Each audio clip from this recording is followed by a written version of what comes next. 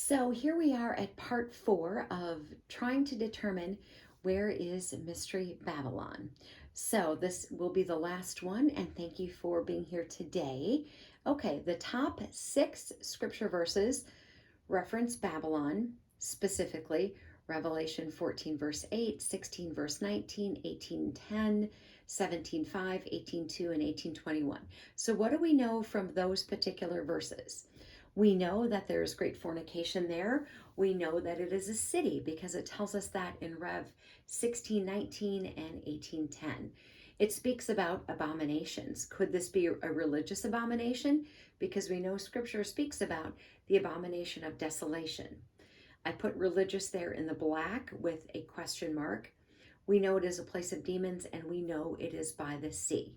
So these other verses down below are verses that are right around the Revelation 16 through Revelation 18. It's all that information in between.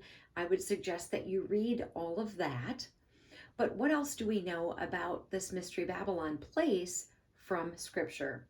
So it tells us in Rev 16:12 that the Euphrates is dried up. So I think we can sort of narrow this down to a particular region. In 17 verse 3, it speaks of the wilderness. Now, what you need to know, that wilderness word in the Greek is 2048.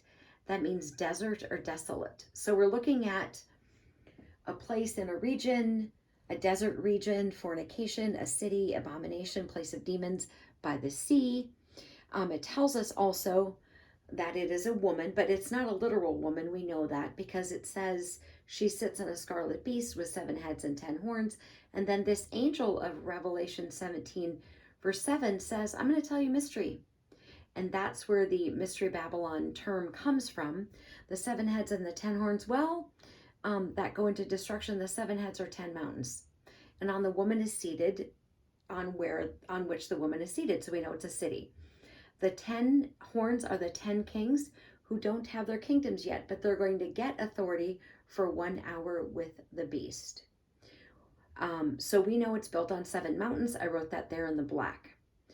I believe it to be a multicultural place based upon Revelation 17:15 because it has peoples, multitudes, nations, and language. I think multicultural would be a good way to describe that. It says that the woman is a city that rules over the kings, so there has to be some wealth there, and that the merchants have grown rich. So we know there's trade. I believe if they're growing rich, that means there's wealth. They live in luxury. Wealth again. It says the merchants weep because no one buys her cargo. So this is where we can see more of this sea reference. It says that the merchants gained wealth of her wares. So there's some sort of import-export. I think that would be a good way to describe that. And again, wealth. It speaks about shipmasters and shipmasters at sea and wealth. And then verse 22 of Revelation 18, I didn't quite have room, so that scooched there to the right on the bottom. It says, verse 22, no more trade and no more music. So what we're looking at is a city, a place with possible religious abominations, a place of demons on the sea, a desert built on 7 mountains, a place with trade and wealth, a multicultural city, import exports.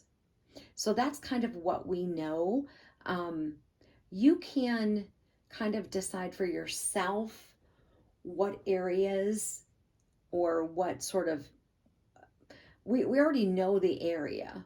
I can't quite narrow it down to a particular place, although I do have a large place in mind that would be in Asia, that would be in that region, that would sort of fit all of those.